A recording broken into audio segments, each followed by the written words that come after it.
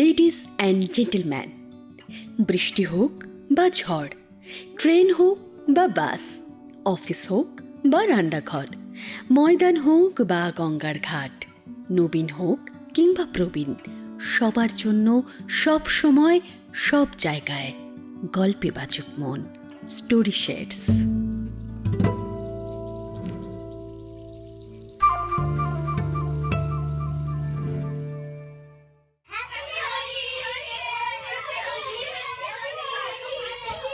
জানলার পর্দাটা সরিয়ে এক দৃষ্টে সামনের বড় রাস্তাটার দিকে দেখছিলেন সুপ্রিয়া দেবী। গোটা রাস্তাটা জুড়ে ছেলেমেয়েরা সব হৈ হৈ করে রং মাখাচ্ছে একে অপরকে। সম্ভবত সবাই কলেজ স্টুডেন্ট এবং বাচ্চারা। সেদিকে চেয়ে কিছুটা অন্যমনস্ক মনে মৃদু হেসে উঠলেন সুপ্রিয়া দেবী। পাগল ছেলে মেয়ে সব। কি ব্যাপার দিদি, ওদের দোল খেলা দেখছো বুঝি? আমিও দেখছিলাম ছাদ থেকে। মধ্যবয়স্ক এক নারীর কণ্ঠস্বরে চমক ভাঙল সুপ্রিয়া দেবীর। হাতে ধরা শাড়িটা বিছানায় রেখে বসুধা এগিয়ে এলো ওনার কাছে। শুধু কি দেখলে হবে, খেলতেও তো হবে। মৃদু স্বরে সুপ্রিয়া দেবী বললেন, কচি কাচাগুলো তো সকাল থেকেই গোটা বাড়ি জুড়ে রং খেলে বেড়ায়। আমার পায়ে, বাড়ির বড়দের পায়ে আবিরের রং ছুঁয়ে প্রণাম করে। ভালোই তো লাগে। মুচকি হাসল বসুধা। তোমায় নিয়ে আর পারা গেল না, এইটুকুতেই খুশি তুমি? তারপর আবারও ব্যস্ত কণ্ঠে বলে উঠল, ও শোনো, ছাদে গেছিলাম আমার জামা কাপড়গুলো আনতে, দেখলাম তোমার শাড়িটা শুকিয়ে গেছে, তাই নিয়ে এলাম। এখন চলো দেখি, দুপুরের ভাত বাড়া হয়েছে, খেতে হবে তো নাকি?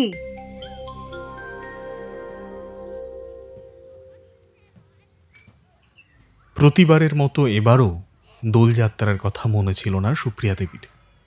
তবে আনন্দ নারী নিবাসের কচি কাচারা কি আজকের দিনটা ভুলে থাকতে পারে? সকাল থেকে উঠেই তোড়জোড় শুরু হয়ে গেছিল তাদের, যদিও সুপ্রিয়া দেবী তাতে যোগদান করেননি। কয়েক বছর হলো দোল খেলা ছেড়েছেন তিনি। তবে এই আনন্দ নারী নিবাসের কচি কাচা থেকে শুরু করে বয়োজ্যেষ্ঠ প্রায় সকলেই কম বেশি দোল খেলে। বাড়ির সামনেই উঠোনটা ভরে যায় আবিরের ভিন্ন ভিন্ন রঙের সমারোহে। বলতে গেলে একরকম গোটা বাড়ি মেতে ওঠে এই আনন্দ উৎসবে। এমনকি আশেপাশের কিছু প্রতিবেশীও যোগ দেয় এই উৎসবে। আমি জানি দিদি, তোমারও মন হয় দোল খেলতে, কিন্তু খেলো না কেন?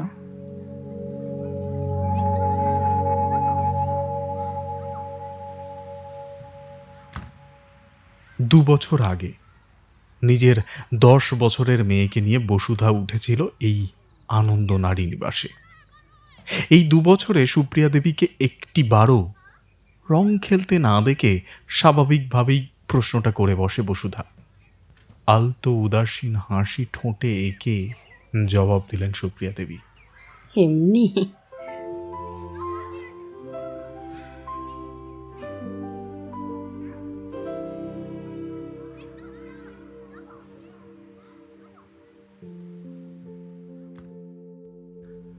আনন্দ নারী নিবাস। শহরতলিতে অবস্থিত এই দোতলা বাড়িটি বহু বছরের পুরনো।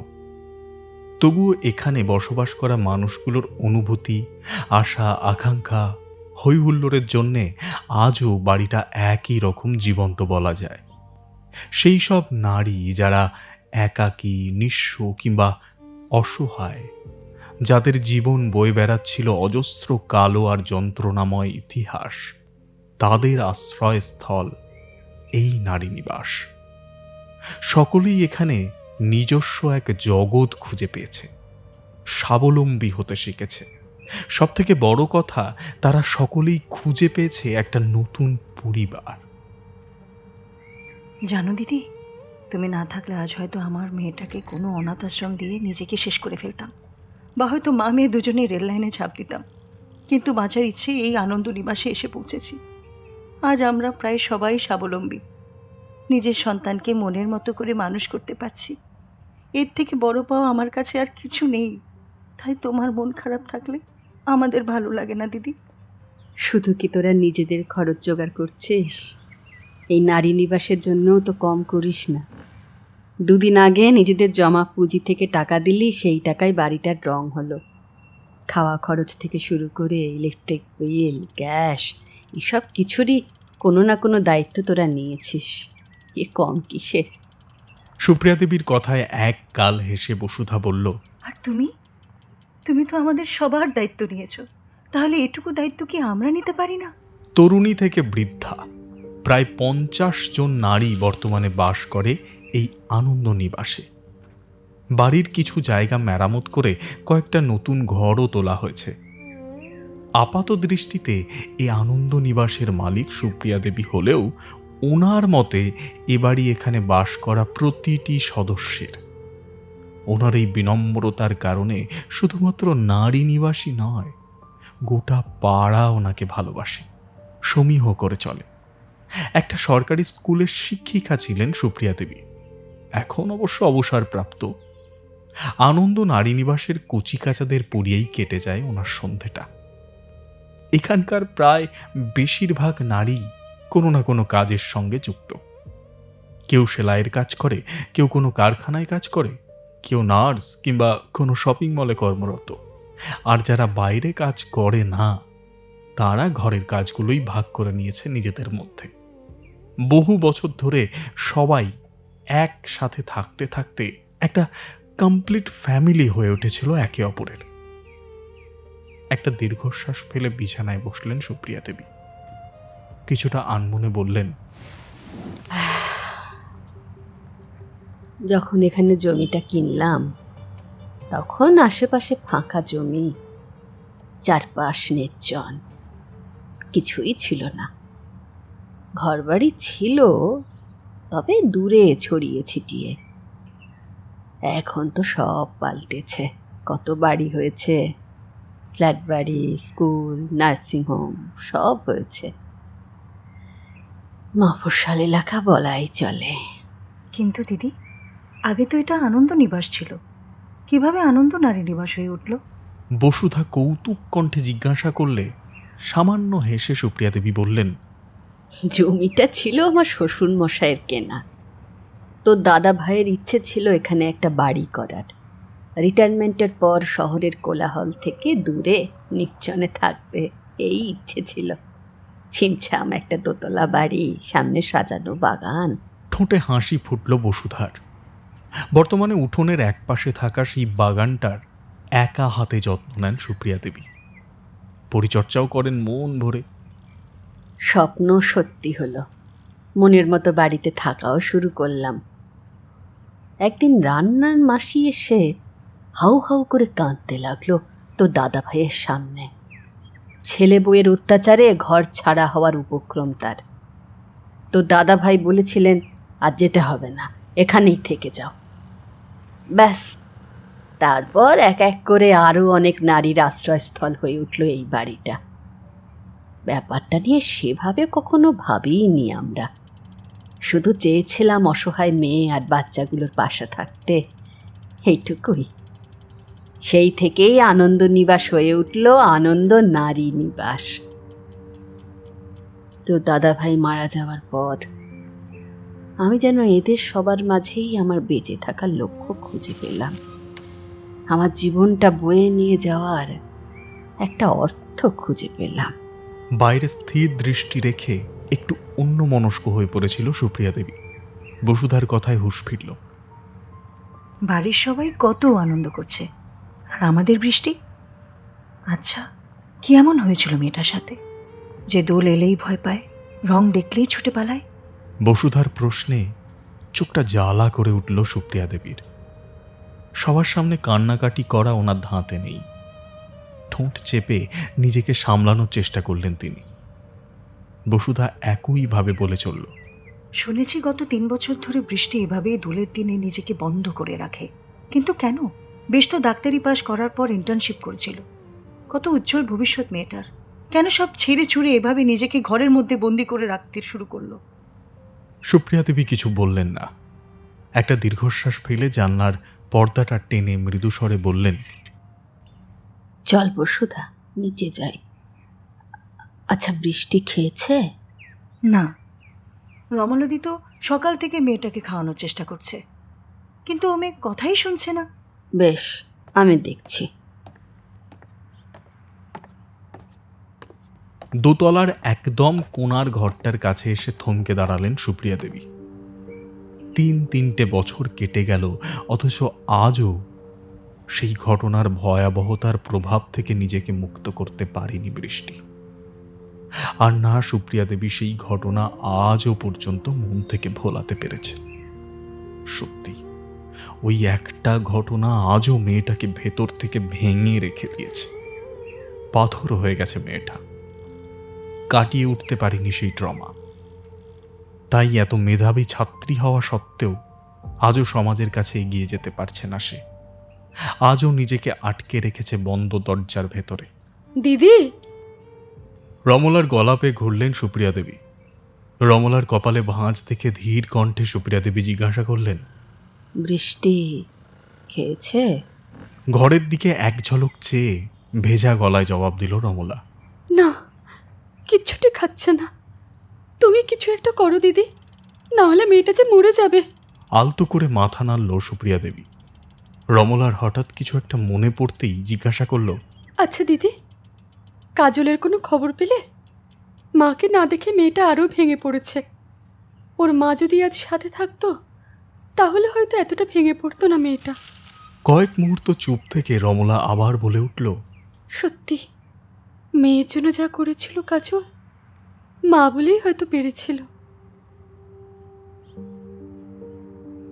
সুপ্রিয়া দেবী চোখের সামনে আজও 3 বছর আগের কাজলের সেই প্রলয় রূপ আর রক্তাভ চোখের দৃষ্টি ভাসে। তখন মেলাতে পারেন না তিনি বহু বছর আগে বছর 12 বৃষ্টিকে সাথে নিয়ে আসা কাজলের সেই স্নিগ্ধ রূপটার সাথে। স্বামী আর শ্বশুরবাড়ির অত্যাচারে সব ছেড়ে বাপের বাড়ি ফিরে এসেছিল কাজল। অথচ তার আপন ভাই, ভাইয়ের বউ কেউ তাদের মা মেয়ের দায়িত্ব নিতে চায়নি। তখন এ পাড়ারই এক ভদ্রলোক এই আনন্দ নিবাসের ঠিকানা দিয়েছিল কাজলকে। প্রথমটায় বিশ্বাস করতে পারেনি কাজল, তবে সুপ্রিয়া দেবীকে দেখার বড় মন ছিল। এত নারীর দায়িত্ব নিজের হাতে নিয়েছেন যে নারী, তাকে না দেখলে কিভাবে চলবে। আর দেখার পর কাজল বুঝেছিল এমন অমায়িক মানুষ খুব কম সংখ্যকই উপস্থিত আছে এ সমাজে। কাজলের কথা মনে পড়ছে বুঝে? পড়বে না? সত্যি, মেয়েটা আমার জন্যও তো কম করেনি। জ্বরের সময় কত যত্ন করেছিল। আমার নিজের বোন হলেও বোধহয় এত করতো না। রমলার এই নারী নিবাসে আসার অনেক পরে কাজল তার মেয়েকে নিয়ে এসেছিল। তারপর কেটেছে অনেকগুলো বছর। এতদিনে রমলা এইটুকু তো বুঝেছিল যে কাজল কোনোদিন অন্যায়ের সাথে আপোষ করেনি, আর করবেও না। আমার বিশ্বাস কাজল খুব তাড়াতাড়ি ফিরে আসবে। ও যখন কোনো অন্যায় করেনি, তখন ওর সাথেও কোনো অন্যায় হবে না। শুধু এই সময়টায় বৃষ্টিকে একটু সামলাতে হবে। ওনার কথা শুনে উদ্বিগ্ন হয়ে পড়ল রমলা। কিভাবে যে সামলাবো? প্রতিবারই, বিশেষত আজকের দিনটায় নিজেকে একদম ঘর বন্ধ করে রাখে মেয়েটা। কেউ সামান্য রং মাখাতে গেলেই আতঙ্কিত হয়ে পড়ে। তাহলে সারা জীবনের জন্য কেউ ওর হাত ধরবে কি করে?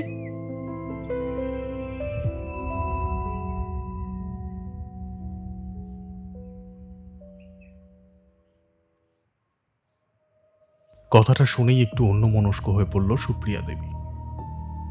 সেদিনের ঘটনাটা বৃষ্টির মনে এমন এক ভয় আর আতঙ্কের ছাপ ফেলেছিল যা আজও বয়ে বেড়াচ্ছে সে, যার কারণে আজও সেই ট্রমার থেকে বেরিয়ে স্বাভাবিক ছন্দে ফিরতে পারেনি।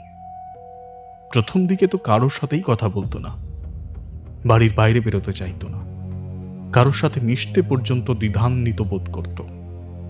অনেকেই ওকে সাইকিয়াট্রিস্টের কাছে নিয়ে যাওয়ার পরামর্শ দিয়েছিল, কিন্তু প্রথমে সুপ্রিয়া দেবী রাজি হতে চাননি। ভেবেছিলেন সবার মাঝে থাকলে, ভালোবাসা পেলে সব ঠিক হয়ে যাবে। আস্তে আস্তে সুস্থ হয়ে উঠলেও আজকের দিনটায় ওকে কিছুতেই স্বাভাবিক রাখা যায় না।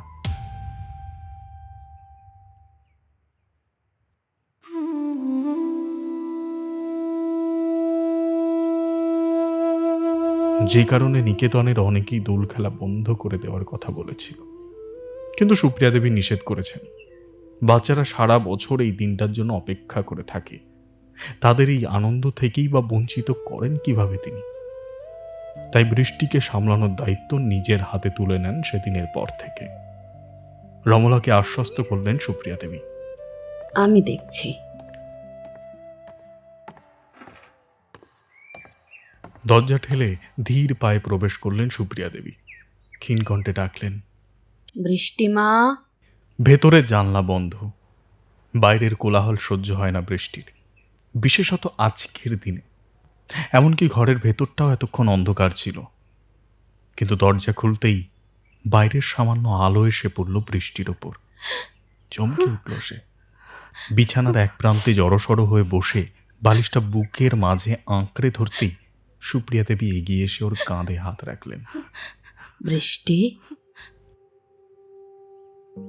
মেয়েটার বিষণ্ণ দৃষ্টি, উদ্ভ্রান্তের মতো চেহারা আর অবিন্যস্ত চুল দেখে চোখে জল এলো সুপ্রিয়া দেবীর। সেদিন যদি মেয়েটার সাথে ওই ঘটনাটা না ঘটত, তাহলে হয়তো আজ তিনি অন্য এক বৃষ্টিকে এখানে দেখতে পারতেন। সেই প্রাণোচ্ছল, একাগ্রহ, আত্মবিশ্বাসী বৃষ্টিকে। আচ্ছা বৃষ্টি। অবাক হয়ে সুপ্রিয়া দেবীর দিকে তাকালো বৃষ্টি। আমাদের জীবনটা একটা উপন্যাসের মতো। দুঃখ, যন্ত্রণা, আনন্দ, শোক, এই সবই তার এক একটা অধ্যায়। আমরা উপন্যাসের পাতা যেমন পড়ার পর উল্টে ফেলি, তেমনি জীবনের এই অধ্যায়গুলো আমরা অনুভব করে এগিয়ে যাই। জানিস তো, বহু মানুষ আছে যারা আমাদের থেকেও অনেক বেশি কষ্ট পেয়েছে, কিন্তু তারা নিজেদের জীবনে থমকে যায়নি। দেয়ালে পিঠ ঠেকে যাওয়ার সময়টা থেকে আবার ঘুরে দাঁড়িয়েছে। আর একবার যে ঘুরে দাঁড়াতে পারবে সেই হলো আসল বিজয়ী। জীবন যুদ্ধে হেরে যাওয়াটা খুব সহজ, কিন্তু জেতার জন্য লড়ে যাওয়াটা একটা আর্ট, একটা পাগলামি। সুপ্রিয়া দেবীর হাত চেপে ধরল বৃষ্টি। না রাঙামা, এ লড়াই খুব কঠিন। বসুদাদির মেয়ে আমাকে রং মাখাতে এসেছিল। অনেক চেষ্টা করে ওর হাত থেকে রংটা মাখতে পারিনি রাঙামা। মনে হচ্ছিল ওরা সবাই আমার দিকে তাকিয়ে সামনে দাঁড়িয়ে আছে, আমাকে দেখে হাসছে, আমার দিকে এগিয়ে আসছে। আমি পারবো না রাঙামা, আমি পারছি না। বৃষ্টির কান্নায় ভারাক্রান্ত হয়ে উঠল সুপ্রিয়া দেবীর বুকটা। আলতো করে তিনি বৃষ্টির মাথায় হাত বুলিয়ে বললেন, তুই না পারলে সেদিনই তুই হাল ছেড়ে দিতিস, যেদিন তোর মা তোকে নিয়ে ঘর ছেড়েছিল। তখন তো তুই তোর মায়ের চোখের জল মুছিয়ে সেই বীর পুরুষ কবিতাটা আবৃত্তি করেছিলি, বলেছিলি তুই সব সময় তোর মায়ের সাথে আছিস। তুই হার মেনে নিলে ডাক্তারির মতো একটা কঠিন পরীক্ষায় এক চান্সে কি পাশ করতিস? ডাক্তারির মতো পবিত্র পেশা সবার জন্য নয় রে। ঈশ্বর তোকে সুযোগ দিয়েছেন, তোকে শক্ত হতে হবে। হাসপাতালে এমন বহু মানুষ রয়েছে যারা ডাক্তারের অভাবে মারা যায়, তাদের তোকে প্রয়োজন। তুই ডাক্তার, তোর যেখানে পেশেন্টদের মনোবল বাড়ানো উচিত সেখানে তুই মনোবল হারিয়ে ফেলছিস। কি করছিস তুই নিজের জীবনের সাথে?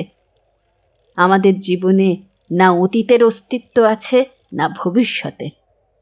দুটো বিষয় নিয়েই আমরা বর্তমানে চিন্তা করি আর বর্তমানটাকে নষ্ট করি। নিঃশব্দে ডুঁকরে কেঁদে উঠল বৃষ্টি। ভেজা গলায় বলল, কিন্তু কিন্তু আমার সাথে কেন? কাঁদিস না মা। দেখ, তোর সাথেই কেন এমন হলো তা জানা নেই, তবে প্রতিটা ঘটনায় আমাদের জীবনে একটা শিক্ষা, একটা অভিজ্ঞতা দিয়ে যায়। সেগুলোর থেকে শিক্ষা নিয়ে আমাদের জীবনে এগিয়ে যেতে হয়। আমাদের সাথে ঘটা প্রতিটা ঘটনাই কোনো না কোনো কারণে ঘটে। বৃষ্টি, সময় কিন্তু থেমে নেই। তুই থমকে দাঁড়িয়ে আছিস। আমি চাই না তুই এভাবে থমকে দাঁড়িয়ে যাস। আমি চাই তুই একজন সফল ডাক্তার হোস, জীবনটাকে নিজের মতো করে গুছিয়ে নিস, হৈ হৈ করে বাড়ির সকলের সাথে দোল খেলিস, ঠিক আগের মতোই। বৃষ্টির মাথায় এক মুহূর্তের জন্য হাত রেখে বিছানা ছেড়ে উঠে দাঁড়ালেন সুপ্রিয়া দেবী। তারপর দরজার দিকে এগিয়ে গিয়ে কি মনে করে ঘুরে দাঁড়ালেন, গম্ভীর গলায় বললেন, একমাত্র তুই তোর মাকে বাঁচাতে পারিস বৃষ্টি, আর তার জন্য সেই ছোট্ট বৃষ্টিকে ফিরতে হবে, যার মধ্যে আত্মবিশ্বাস ছিল, সাহস ছিল। কিছু বলল না বৃষ্টি। মাথা নিচু করে স্থিরভাবে চুপচাপ বসে থাকলো। বড় খারাপ লাগছিল সুপ্রিয়া দেবীর। কবে যে আবার মেয়েটা হাসবে, গল্প করবে, গোটা বাড়ি জুড়ে দস্যিপনা করবে আগের মতো, কে জানে। ঘর থেকে বেরোতেই রমলা মৃদুস্বরে জিজ্ঞাসা করল, দিদি, সৌরর কোনো খবর পেলে? সৌর নামটা শুনতেই চমকে মাথা তুলে তাকালো দৃষ্টি। তারপর আবার নিজের বিষণ্ণ দৃষ্টি যুগল নামিয়ে নিল নিচে। না, এই দুদিন তো ফোন করেনি, কে জানে। দেখছি, আমি বৃষ্টিকে নিয়ে যাচ্ছি, তুই একবার সৌরকে ফোনে ট্রাই কর। সুপ্রিয়া দেবী কোনো রকমে বৃষ্টিকে নিয়ে নিচে চলে যান। আজও রমলার চোখের সামনে অতীতের দৃশ্যগুলো ভেসে ওঠে, যখন কাজলের দু হাতে পরানো হচ্ছিল হাত করা।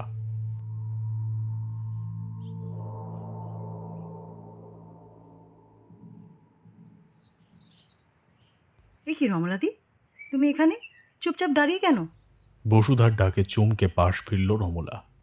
চোখের জলটা আড়াল করার চেষ্টা করলে বসুধা তার কাঁধে হাত রেখে মৃদু গলায় জিজ্ঞাসা করল, কোনোদিন এই প্রশ্নটা করিনি, তবে আজ করছি।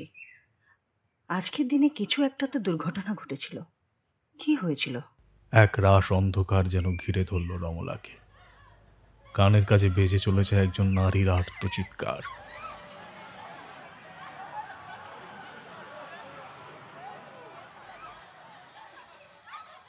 ক্লান্ত কণ্ঠে রমলা বলতে শুরু করল 3 বছর আগের সেই অভিশপ্তময় দোল উৎসবে ঘটা ভয়ঙ্কর ঘটনাটার কথা।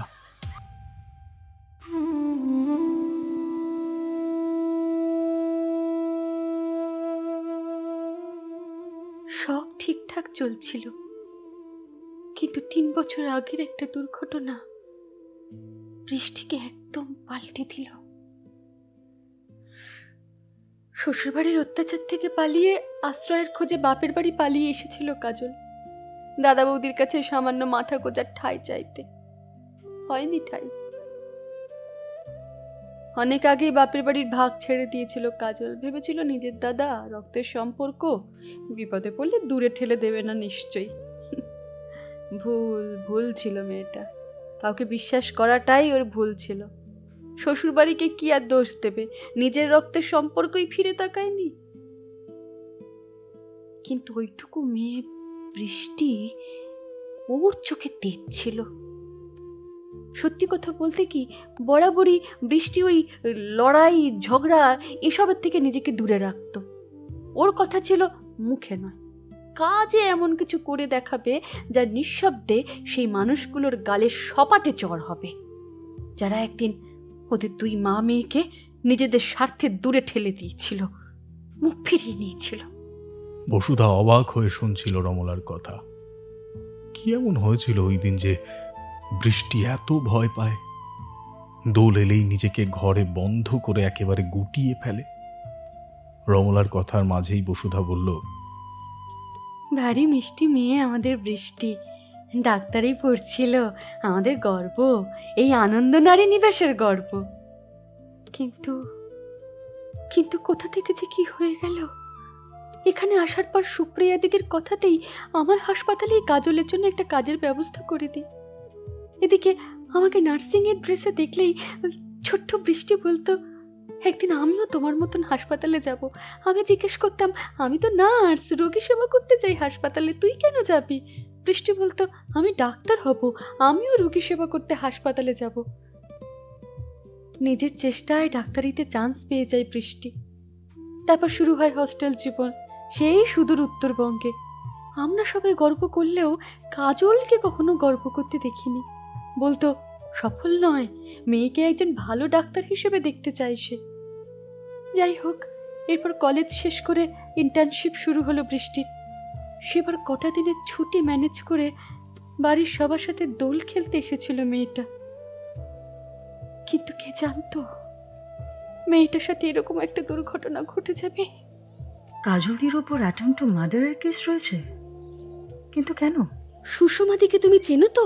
হ্যাঁ, সুপ্রিয়া দিদির ভালো বন্ধু ছিলেন শুনেছি। এই তো মিনিট 5 দূরত্বের ওনার বাড়ি।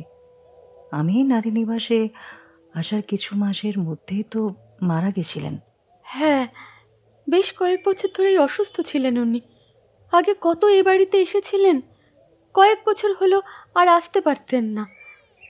ললিতা এখানকারই মেয়ে, এখন অবশ্য চাকরি নিয়ে অন্য রাজ্যে চলে গেছে। বৃষ্টিরই বয়সী। ওকেও সুপ্রিয়া দেবীর হাতে সুষমাদিই তুলে দিয়েছিলেন। ভেবেছিলেন অনাথ মেয়েটাকে কোনো অনাথ আশ্রমে দেওয়ার চেয়ে এখানে রাখাই ভালো। তারপর থেকে প্রত্যেক দোলে ললিতা সুপ্রিয়া দিদি, সুষমা দিদি, এই আনন্দ নিবাসের সব গুরুজনের পায়ে আবির ছুঁয়ে প্রণাম করত। কিন্তু ধীরে ধীরে সুষমাদির এখানে আসাটা কমতে থাকলো। আসলে অসুস্থ থাকতেন তো, তাই বেশি বাইরে যাতায়াত করতে পারতেন না। তাই দোলের সময় ললিতাই যেত ওনার বাড়ি প্রণাম করার জন্য। সেবারও সুপ্রিয়া দিদির সাথে ললিতা সুষমাদির ওখানে যাচ্ছিল।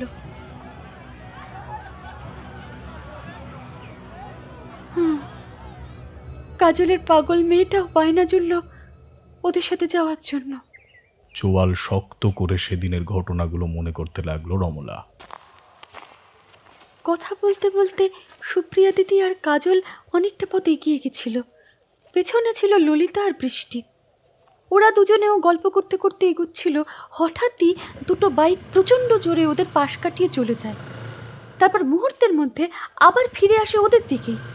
মোট 4 জন ছিল বাইকে। এরকম একটা কাণ্ডে সাময়িকভাবে হতভম্ব হয়ে যায় ললিতা, বৃষ্টি দুজনেই। এমনিতে ছটফটে হলেও আপাতভাবে শান্ত প্রকৃতির বৃষ্টি, কিন্তু ললিতা একটু বদমেজাজি ছিল। সে রেগে তেড়ে গেল ছেলেগুলোর দিকে। ব্যাস, ঝামেলা শুরু ওখানেই। আসলে ছেলেগুলোকে আগে থেকেই চিনত ললিতা। এর আগেও নাকি ওরা ওকে উত্ত্যক্ত করেছিল। রাগের মাথায় বৃষ্টিকে সেটা বলেও ফেলে ললিতা। হয়তো ওই টার্গেট ছিল। ওদের মধ্যে একটা ছেলে ললিতার হাত চেপে ধরলে তখন বৃষ্টি রিয়াকশন করে বসে। রিয়াকশন? ছেলেটাকে সপাটে একটা চড় মেরে বসে বৃষ্টি। সম্ভবত পৌরুষত্বে আঘাত লেগেছিল ছেলেটার। একটা মেয়ের হাত ধরতে হয়তো লজ্জা ছিল না কোনো তার, কিন্তু একটা মেয়ের হাতে চড় খেতে বড় লজ্জা লাগে। সেদিনও ললিতের হাত ছেড়ে দিয়েছিল, কিন্তু কিন্তু ছেলেটা সহ্য করতে পারেনি থাপ্পড়টা। মিথ্যে পৌরুষত্বের ক্ষমতা জাহির করতে চেয়েছিল হয়তো। তাই ওরা সবাই মিলে চেপে ধরে বৃষ্টিকে, জোর করে রং মাখাতে শুরু করে। আসল উদ্দেশ্য রং মাখানো নয়, বৃষ্টিকে স্পর্শ করা। ওদের পৈশাচিক হাসি, নিজের শরীরের সর্বত্র ওদের নোংরা স্পর্শ আর নিষ্পেষণ সহ্য করতে পারেনি বৃষ্টি। প্রচণ্ডভাবে ভেঙে পড়েছিল, বুক ফাটা কান্নায় চিৎকার করে উঠেছিল। তারপর একটা সময় জ্ঞান হারায় বৃষ্টি। আতঙ্কে সত্যি মেয়েটা এত কষ্ট পেয়েছিল, এত যন্ত্রণা পেয়েছিল, কিন্তু এরপর সুষমাদের বাড়ি পৌঁছে কাজল লক্ষ্য করে ললিতা আর বৃষ্টি পৌঁছয়নি, অথচ ওরা সকলেই একসাথে হাঁটছিল। আবারও বড় রাস্তায় ছুটে যায় কাজল, গিয়ে মেয়ের ওই অবস্থা দেখে পাগল হয়ে যায়। মেয়ের সম্মান বাঁচাতেই দিক বিদিক জ্ঞান শূন্য হয়ে সামনে পড়ে থাকা একটা চেলা কাঠ দিয়ে সজোরে আঘাত করে সেই ছেলেটার মাথায়, যার হাত বৃষ্টির শরীরে ছিল।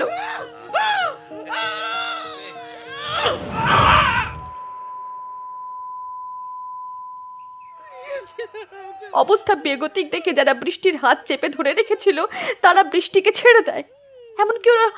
এমনকি ওরা ললিতাকেও মারধর করেছিল, চেপে ধরে রেখেছিল ওকে। কাজলের ওই ভয়ঙ্কর রূপ দেখে সেই ছেলেটিও ললিতাকে ছেড়ে দেয়। কাঁপা হাতে কাজল চেলাকাঠটা ফেলে ছুটে গিয়ে জড়িয়ে ধরেছিল মেয়েকে। আর সেই ছেলেটার, যাকে কাজল আঘাত করে, হেভি ব্লাড লস হওয়ার কারণে প্রথমে কন্ডিশন ক্রিটিক্যাল ছিল, তারপর কোমায় চলে যায়। মাথার পেছনে আঘাত পেয়েছিল। পুলিশ কমপ্লেন করেনি কাজল? করেছিল, কোর্টে উঠেছিল কেসটা। স্থানীয় কয়েকজন সাক্ষী দিয়েছিল ওই ছেলেগুলোর বিরুদ্ধে। সকলেই মদ্যপ ছিল। ললিতাও বয়ান দিয়েছিল, শুধু বৃষ্টি পারেনি। একটা কথাও বলতে পারেনি মেয়েটা কোর্টে, অথচ ওর বয়ানটা সব থেকে বেশি জরুরি ছিল। আর ওরই এমন একটা ট্রমায় চলে গেছিল যে জীবন্ত থেকেও যেন মৃত ছিল, না কিছু শুনতে পাচ্ছিল না বুঝতে। ওখানেই কেসটা আমাদের উইক হয়ে পড়ে। অভিযুক্তরা জেলে গেলেও জামিন পেয়ে যায়। কেস চলতো, ছেলেগুলোও হাজিরা দিতে যেত, কিন্তু কেসটা টানার ক্ষমতাও তো থাকতে হবে, তাই না? তারপর যে ছেলেটা কোমায় চলে যায়, তার পরিবার কাজলের উপর অ্যাটেম্প টু মার্ডারের কেস করে। যেহেতু কাজল কেস করেছিল ওদের বিরুদ্ধে, তাই কাজলকে জব্দ করতে? ছি ছি ছি ছি ছি ছি, তার মানে এই কারণে কাজলকে জেলে যেতে হয়েছিল? কিন্তু সবকিছু কি এত সহজ ছিল? না, হতো না সহজ, যদি না ছেলেটার বাবা স্থানীয় বিধায়কের পরিচিত হতো। ওরা কাজলকে কোণঠাসা করতে উঠে পড়ে লেগেছিল। আর আমার মনে হয় এই ব্যাপারটাই বৃষ্টিকে সব থেকে বেশি আঘাত করেছিল। দুটো কেস চালানোর মতো ক্ষমতা আমাদের ছিল না। বৃষ্টি নিজের কেস তুলে নিয়েছিল। যেভাবে হোক নিজের মাকে ফিরিয়ে আনাটাই ওর একমাত্র লক্ষ্য ছিল। কিন্তু এতদিন কেটে গেল, কিচ্ছুটি হয়নি। অপরপক্ষের উকিল অনেক বেশি দাপুটে ছিল। কোথা থেকে কিভাবে যে অ্যালিগেশন লাগাচ্ছিল আমরাও বুঝতে পারছিলাম না। আর আমার মনে হয় আমাদের উকিলকেও ভেতর থেকে টাকা খাওয়ানো হয়েছিল। তবে এখন মনে হচ্ছে সবকিছু ঠিক হয়ে যেতে পারে। আমাদের সবার ভালোবাসায় বৃষ্টি একটু একটু করে সুস্থ হচ্ছে। তবে এর পিছনে আরও একজনের হাত রয়েছে। আমার বিশ্বাস আজ সেই মানুষটি আসবে, নিশ্চয়ই আসবে। কার কথা বলছো? আশ্চর্য হয়ে জিজ্ঞাসা করল বসুধা। অস্ফুট স্বরে রমলা বলল, সৌরদীপ, সৌরদীপ চ্যাটার্জি। চারপাশ থেকে টুকরো টুকরো শব্দ কানে আসছিল। ভাষা ভাষা কিছু হাসি আর কথার শব্দ। তারপর ধীরে ধীরে স্পষ্ট হয়ে আসছিল শব্দগুলো। একটা পুরুষ কণ্ঠ, না না, অনেকগুলো পুরুষ কণ্ঠ। তাদের পৈশাচিক হাসি আর উন্মাদনা। তাদের মধ্যে থেকেই একটা হিসিসে কণ্ঠস্বর কানে এলো।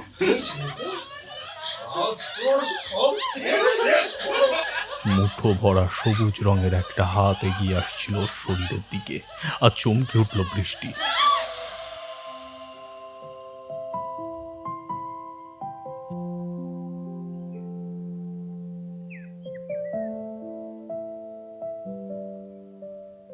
সবে তন্দ্রা এসেছিল একটু, কিন্তু ওই মুহূর্তটা আবারও ঘুম ভাঙল। বিগত কত মাস যেই একটা দৃশ্য ওকে ঘুমাতে দেয়নি তার ইয়াত্তা নেই। এমনকি স্বপ্নের মধ্যেও সেদিনের দুঃস্বপ্ন দেখে কেঁপে উঠত বৃষ্টি। কিন্তু মাকে পায়নি কাছে। রমলা মাসি বুকে জড়িয়ে রাখত ওকে। সুপ্রিয়া দেবীর কোলে মাথা রেখে ঘুমোচ্ছিল বৃষ্টি।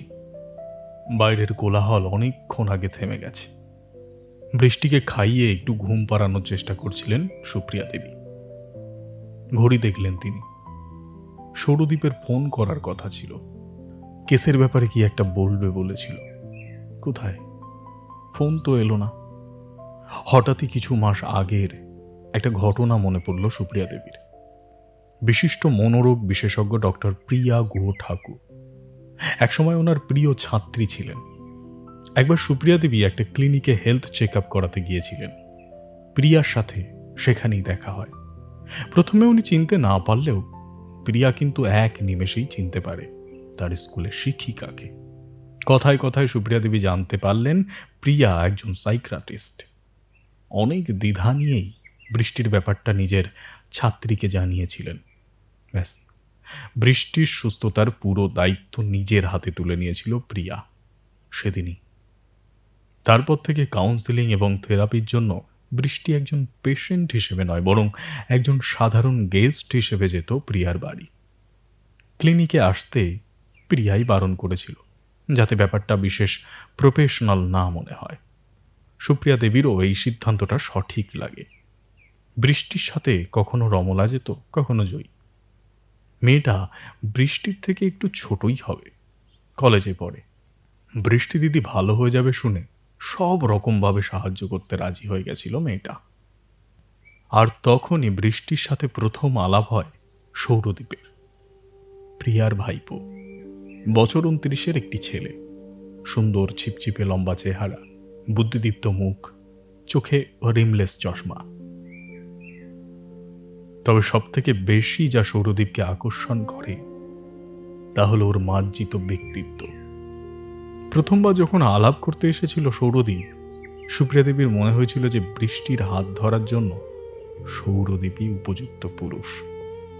ছেলেটার মধ্যে এমন কিছু আছে যা বৃষ্টির এতগুলো দিনের জড়তাকে এক নিমেষে কাটানোর ক্ষমতা রাখে। আর আশ্চর্যের ব্যাপার হলো সৌরদ্বীপও পেশায় একজন ডাক্তার।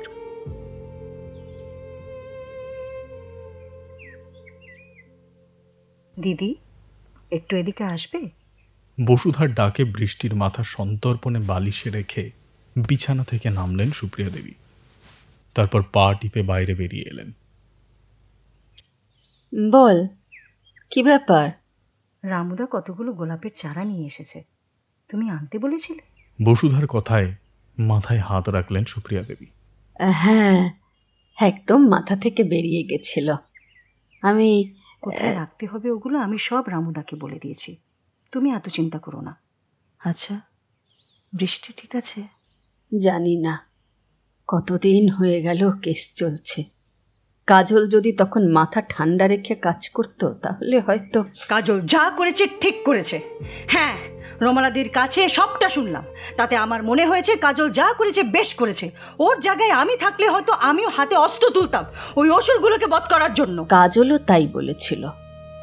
যখন কোর্টে বিরোধী পক্ষে আইনজীবী তাকে জিজ্ঞেস করেছিল যে কেন সে আইনকে নিজের হাতে তুলে নেয়, তখন একটাই জবাব ছিল কাজলের, 1000 বার এমন পরিস্থিতি আসলে সে 1000 বার কালপ্রিটকে আঘাত করবে। অন্যায় অত্যাচার দেখে সে চোখ বুজে থাকবে না, তাতে জেল হলে হবে, ফাঁসি হলে হবে, কিন্তু কিন্তু বসুধা জানতে চাইছিল সুপ্রিয়া দেবীর মনে ঠিক কি চলছে। এক তো বৃষ্টির সাথে ওরকম একটা দুর্ঘটনা ঘটেছিল, তার উপর ওর জন্য ওর মাকে জেলে যেতে হয়েছিল। এই দুটো ব্যাপার ওর মনে অদ্ভুত একটা বিতৃষ্ণা জন্ম দিয়েছিল।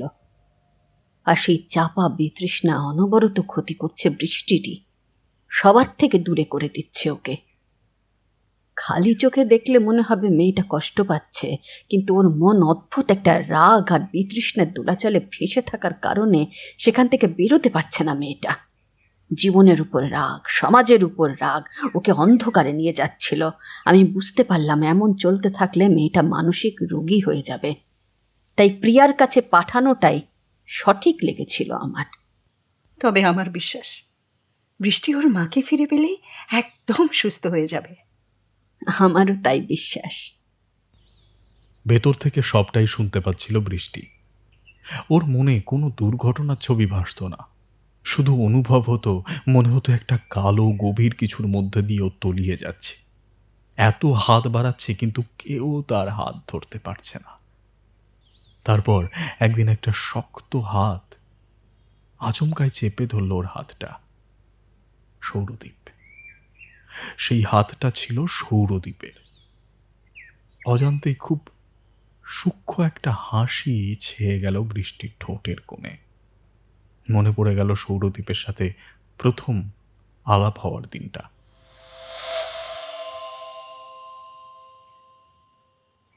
Social anxiety disorder. হ্যাঁ, সেটা কি? প্রিয়ার কথা একটু অবাক হলো জয়ী। এক মুহূর্ত কিছু একটা চিন্তা করে প্রিয়া জবাব দিল, সোশ্যাল ফোবিয়া। এতে পেশেন্টের কারোর সাথে কথা বলতে, সোসাইটিতে মিশতে ভয় লাগে। সে বাইরে বেরোতে চাইবে না, কোনো কাজ করতে চাইবে না, ভয় পাবে। ড্রয়িং হলের সোফায় চুপচাপ বসেছিল বৃষ্টি। ভেতরে জয়ীর সাথে প্রিয়া ম্যাডামের কি কথা হচ্ছে কে জানে। সে এক দৃষ্টির সামনের ফল ভর্তি ঝুড়িটার দিকে চেয়েছিল, নাকি ফলে গেঁথে থাকা ধারালো ছুরিটার দিকে। অন্যমনস্কতায় ছুরিটা হাতে ধরে এপিট ওপিট করে দেখতে লাগলো বৃষ্টি। ভাবছিল, আচ্ছা, মানুষ সুইসাইড কিভাবে করে?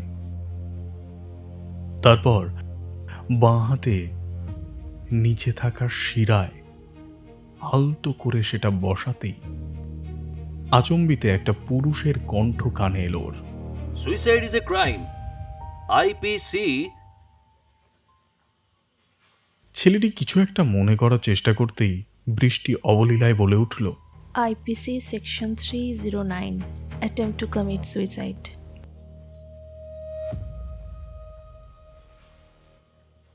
বৃষ্টিকে এমন অবলীলায় সেকশন বলতে দেখে একটু অবাক হলো সৌরদীপ। তারপর মুচকি হেসে জিজ্ঞাসা করলো, Law student. না তো। ভীষণ শান্তভাবে জবাব দিল বৃষ্টি। ও, আসলে চট করে সেকশনটা বলে দিলেন, তাই ভাবলাম। এনিওয়ে, কোথা থেকে শিখলেন বলুন তো? এই বইটার থেকে। ফলের ঝুড়ির পাশে থাকা আইনের মোটা বইটা নিজের হাতে তুলে নিল বৃষ্টি। এটাই পড়েছিলাম। এখানে রোজ কোনো না কোনো আইনের বই থাকে, সময় কাটানোর জন্য আমি পড়ি। গ্রেট। বাই দ্য ওয়ে, বইটা আমি এখানে রেখেছিলাম। আপনি লয়ার? যদি হয়ে থাকেন তবে আপনি বড়ই খারাপ লয়ার। না না না না না, এটা আমার পিসেমশাইয়ের। উনি একজন লয়ার, ভালো নামডাকও আছে। আমি তো সামান্য মানুষ। যেটা বলছিলাম, সেকশন কোথা থেকে শিখলেন সেটা জিজ্ঞেস করিনি। ছুরি দিয়ে হাত কেটে সুইসাইড করার নিনজার টেকনিকটা কোথা থেকে শিখলেন সেটা জানতে চেয়েছি। আমি সুইসাইড করছিলাম না তো, ছুরিতে নিজের মুখটা দেখছিলাম, কেমন যেন একটা লাগছিল।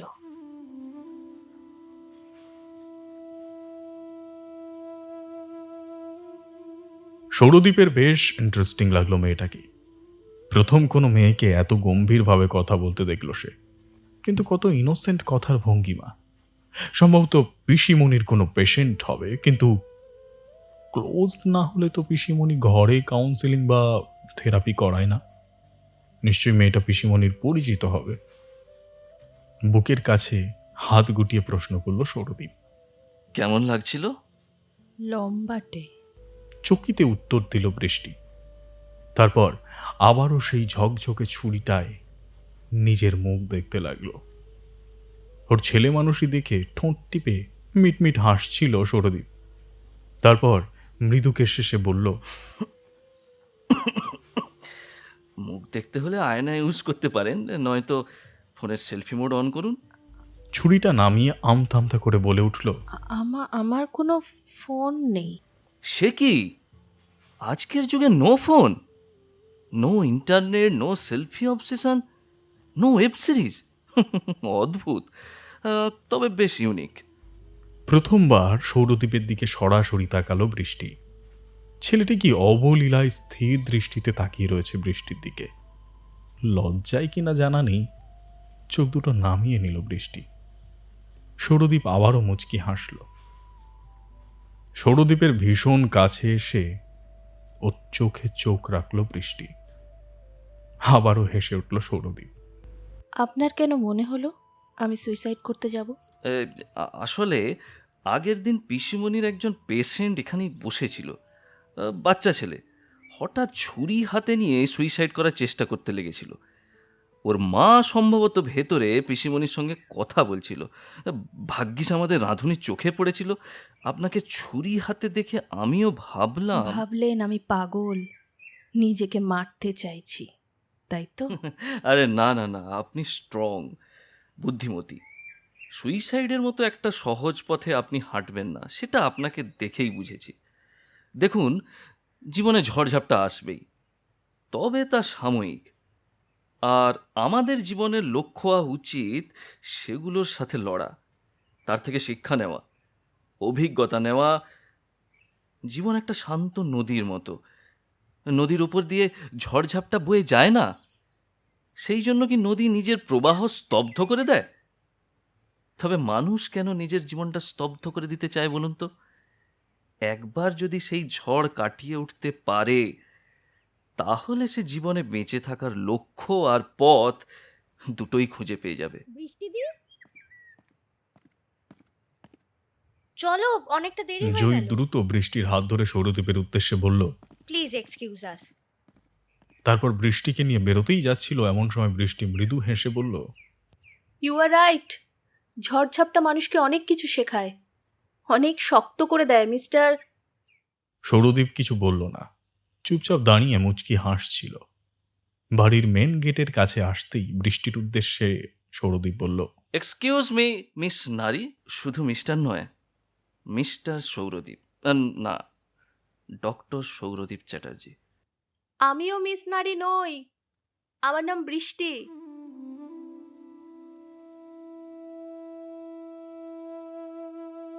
বর্তমানে ফিরে আসে বৃষ্টি। সৌরদীপের সাথে প্রথম আলাপ ওর মনে গভীর দাগ কেটেছিল। তারপর একটু একটু করে যত ওর সাথে মিশতে শুরু করেছিল, বৃষ্টি বুঝতে পারে সব পুরুষ মানুষ একরকম নয়, সবাই খারাপ মানসিকতার হয় না। তবে বৃষ্টির সব থেকে বেশি ভালো লাগতো সৌরদীপের প্রাণ খোলা হাসি। দুজনের মধ্যে বন্ধুত্ব হতেও বেশি সময় লাগেনি, কারণ দুজনের ক্যারিয়ার ফিল্ডটাও একই ছিল। প্রথম দিকে সৌরদীপ নিছক কৌতূহল বশত কথা বলতো বৃষ্টির সাথে, কিন্তু পরে যখন ওর পিসিমণি প্রিয়ার থেকে বৃষ্টির ইতিহাস জানল, তখন বৃষ্টির ট্রিটমেন্টের সম্পূর্ণ দায়িত্ব নিজের কাঁধে তুলে নিল সে।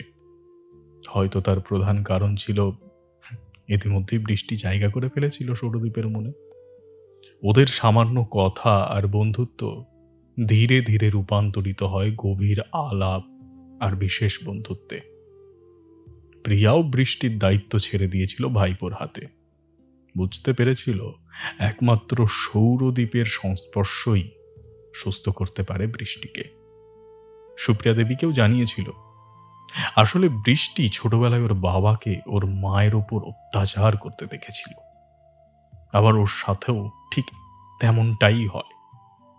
ওই ছেলেগুলো ওর সম্মানে আঘাত হানে, যে কারণে সোসাইটির প্রতি, পুরুষের প্রতি একটা ভয় জন্ম নেয় বৃষ্টির মনে। ও হয়তো বিষয়টা বুঝতে পারেনি, তবে ওর অন্তর মননে চলতো এই ব্যাপারটা। সৌরদীপ আর বৃষ্টির মেলামেশাতে সুপ্রিয়া দেবীও কোনো আপত্তি করেননি, কারণ উনি স্পষ্টই দেখতে পাচ্ছিলেন সৌরদীপের মধ্যে এমন কিছু আছে যা নির্বিকার। পাথর হয়ে যাওয়া বৃষ্টিকে আবারও ছন্দে ফেরাতে পারছিল, হাসাতে পারছিল।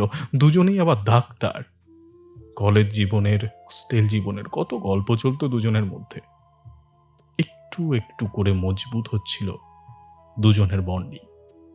সুপ্রিয়া দেবীও বুঝতে পেরেছিলেন সৌরদীপ মনে মনে পছন্দ করতে শুরু করেছিল বৃষ্টিকে, আর বৃষ্টিও এই নরক যন্ত্রণা থেকে বেরিয়ে আসার জন্য খুঁজে পেয়েছিল একটা অবলম্বন।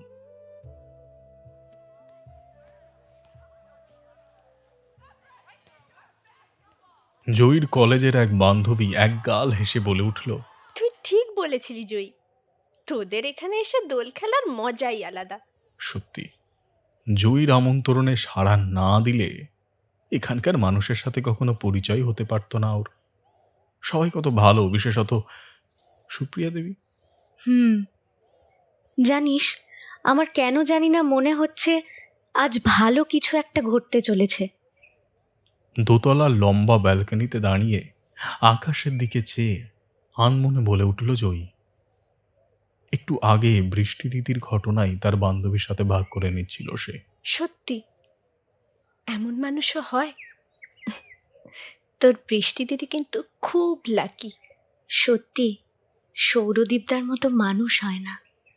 যেমন নম্র স্বভাবের, তেমনই সুন্দর মনের। যে ট্রমার মধ্য দিয়ে দিদি যাচ্ছিল, আমরা তো ভেবেছিলাম ওকে সুস্থ করাটা কঠিন হবে, কিন্তু কি সহজভাবেই না সৌরদীপদা ওকে সুস্থ করে তুলল। আর তুই জানিস, বৃষ্টি দিদির ট্রিটমেন্টের জন্য একদম অন্যরকম একটা পথ বেছে নিয়েছিল সে। আয়ুর্বেদিক কৌশল আর থেরাপির মাধ্যমে ডিপ্রেশনের মোকাবিলা করা সম্ভব, আর সৌরদীপদা সেটারই সাহায্য নিয়েছিল। শহরের কোলাহল থেকে একটু দূরে একটা গ্রাম্য পরিবেশে চিকিৎসা হচ্ছিল বৃষ্টি দিদির। আয়ুর্বেদ প্রাচীন ভারতীয় এক চিকিৎসা ব্যবস্থা। তবে প্রথম দিকে আমাদের খুব একটা বিশ্বাস হচ্ছিল না, কিন্তু বৃষ্টি দিদির রিকভারি দেখে বুঝতে পারলাম এটা কাজ করছে। তবে এসবে কাজ হতো না, যদি না সৌরদীপ তার ভালোবাসা তোর বৃষ্টি দিদির সাথে থাকতো। সত্যি, ভালোবাসা সব কিছু করতে পারে। সৌরদীপটা যেভাবে ছায়ার মতো বৃষ্টি দিদির পাশে থেকেছে, বসন্তের এই দোল খেলা আর দোল খেলা নেই, এ হলো বসন্তের ছায়া খেলা। বসুধার গলা পেতেই জয়ী এক ঝলকে উঠোনে তাকালো। তাকাতেই মনটা ভরে গেল ওর। ঠিক যা ওর মনে হয়েছিল তাই হলো। ওর মন তো বলেই ছিল যে ভালো কিছু একটা নিশ্চয়ই ঘটবে আজ। দ্রুত বৃষ্টির ঘরের দিকে ছুটল সে। রেডিওতে মিহি সুরে রবীন্দ্রসঙ্গীত বাজছিল।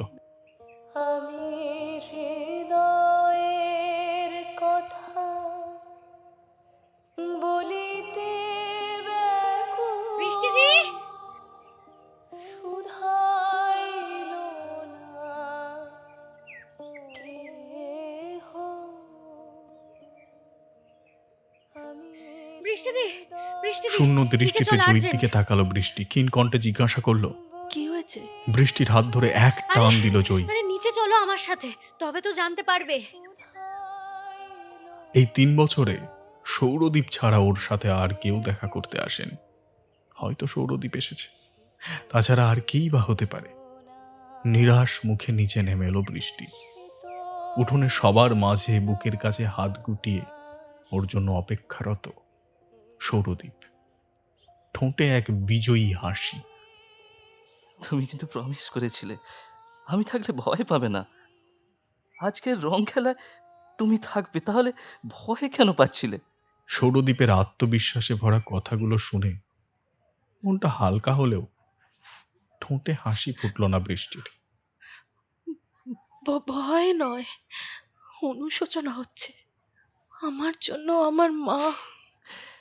বেশ, আজকের পর থেকে আর কোনো অনুশোচনা থাকবে না তোমার, না কোনো ভয় তোমাকে স্পর্শ করতে পারবে।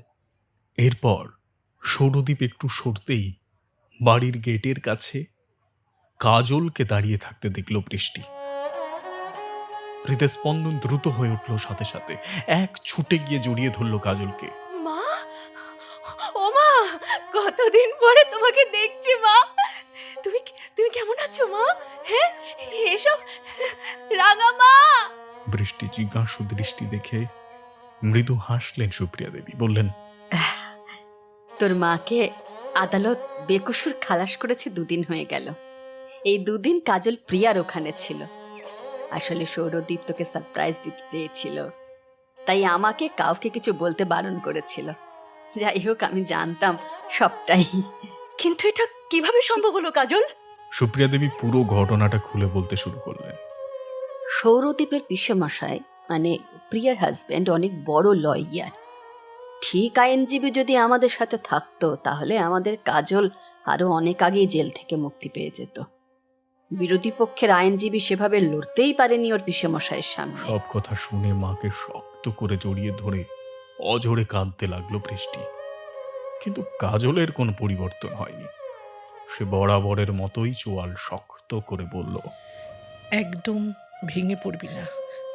যত ভাঙবি তত দুর্বল হবি, আর দুর্বলদের ওপর আঘাত হানা খুব সহজ।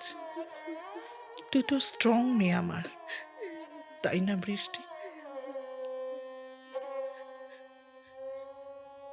মায়ের কথা শুনে দ্রুত সৌরদীপের দিকে তাকালো বৃষ্টি। ওদের প্রথম আলাপে সৌরদীপও তো একই কথা বলেছিল ওকে। আসলে যে মানুষগুলো তোমাকে সত্যিকারের ভালোবাসবে তারা সবসময় তোমাকে মেন্টালি সাপোর্ট করবে, তোমাকে যে কোনো কাজে উৎসাহ জাগাবে, তোমার পাশে থাকবে। খুব কম সংখ্যকই মানুষ হয় তারা, কিন্তু হয়। তারা কখনোই হাত ছাড়বে না তোমার। আর বৃষ্টির কাছে তারা অনেক মূল্যবান। খুব যত্ন করে সে রাখতে চায় তাদের, আর হারাতে চায় না।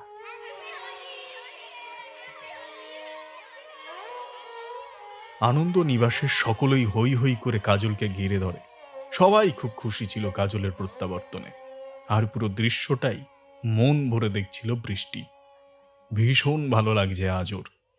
আজকের দোল উৎসব স্মরণীয় হয়ে থাকবে ওর কাছে চিরকালের জন্য। আজকের দিনটাই স্মৃতির পাতায় প্রথম গুরুত্ব পাবে, আর কিচ্ছু না।